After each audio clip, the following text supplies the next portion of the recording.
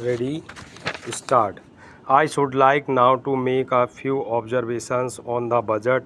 This budget marks a turning point in the history of our country. It is no use attempting, as some of my friends have done, either to deprecate the budget very strongly or to suggest that we are not witnessing a new revolution in our methods of physical training and technique. I want it to be quite clearly pointed out to my friends that we are now facing the lean years of Indian finance. Hitherto we had revenue surpluses which were a form of public saving and which were meant to be utilized for capital development.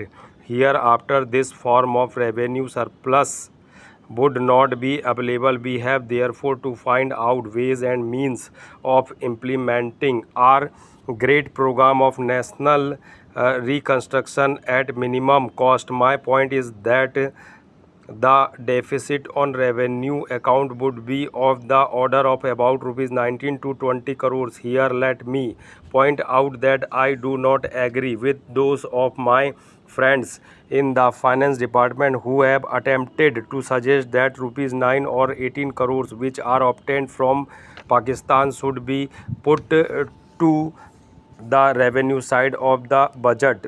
They are to be put on the capital side, but that does not seriously alter the trend of my argument. What I am suggesting is that we would have to be prepared for a deficit of a much higher order even on the revenue side. That itself should make us realize that there are very many problems which we have to face and that we have to undertake ways and means of increasing the resources of our country so that it might be possible for us to have a greater amount of surplus or a greater amount of public saving for the purpose of financing capital development. The finance minister in the course of his speech, Mr. Deputy Minister pointed out that the deficits during the past 2 years were of the order of rupees 83 crores. I venture humbly to disagree with him because I feel that when we are talking of deficits, we must take into account the overall deficit incurred by the central government, and that would be of the order of rupees 200 crores during the years of relatively light expenditure. We had a shortfall of about rupees 200 crores. Para.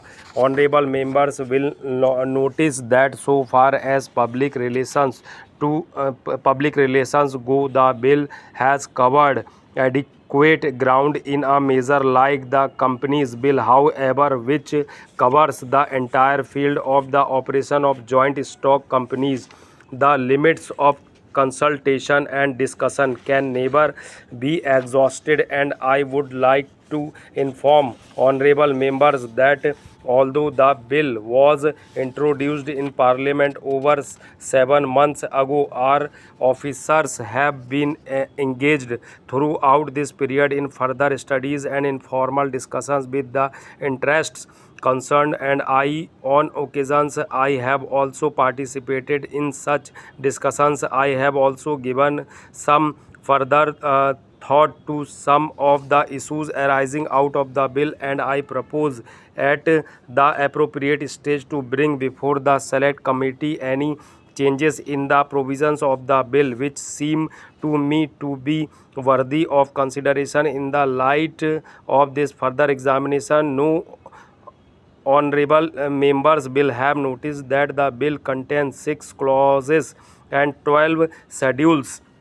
I think it is probably one of the longest legislative measures in recent legislatively history, but its size might be regarded as misleading unless I make a few comments. The bill is both, one must remember, a consolidating and amending measure. As mentioned in the statement of objects and reasons, this is the first opportunity which has occurred since 1923 for the consolidation of the Companies Act. Advantage has been taken of this opportunity to redraft several long and complicated sections in the present Act which have been split up into a large number of clauses. This is the largest single factor accountable for the increase in the number of clauses in the bill. New clauses embodying substantial changes in the present law would hardly constitute more than a small fraction of the bill. I would also draw attention to the structural changes in the bill to which a reference has been made in the statement of objects and reasons. The redraft of the bill and the rearrangement of the existing chapters in the Companies Act in a more logical order have, I think, resulted in a noticeable improvement in the form of the bill, and I hope will facilitate better understanding and appreciation of the scheme. I wish that the act which came into effect long ago was implemented properly. I know that the minister here is very earnest in implementing it, but unfortunately his colleagues at the state level are disappointing him. Unfortunately, no steps have been taken for trimming or toning up the administration at the state level and at the district levels. They have to be taken immediately. Para. Sir, I know I would like to say something about tea.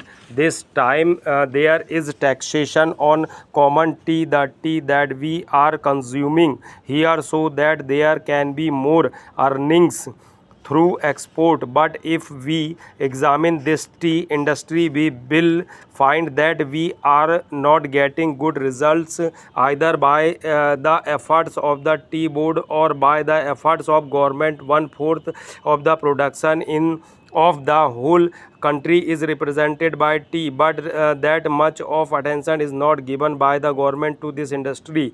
They think that it is already getting foreign earning and so it should continue to get it, but efforts should be made not only to develop this industry but also to improve the industry through research and other things. As you know, in some parts the foreign companies which are working here are neglecting this industry. They are only after the profits. They are not thinking of the development of industry. There is room for development in many respects. There is room for development in many respects, but it all depends upon research work, and research stations should be set up wherever there is neglect. No doubt the tea board is there, but the tea board is not seeing to these things. That is our complaint. In the tea board, people are there who are not at all eager to see how this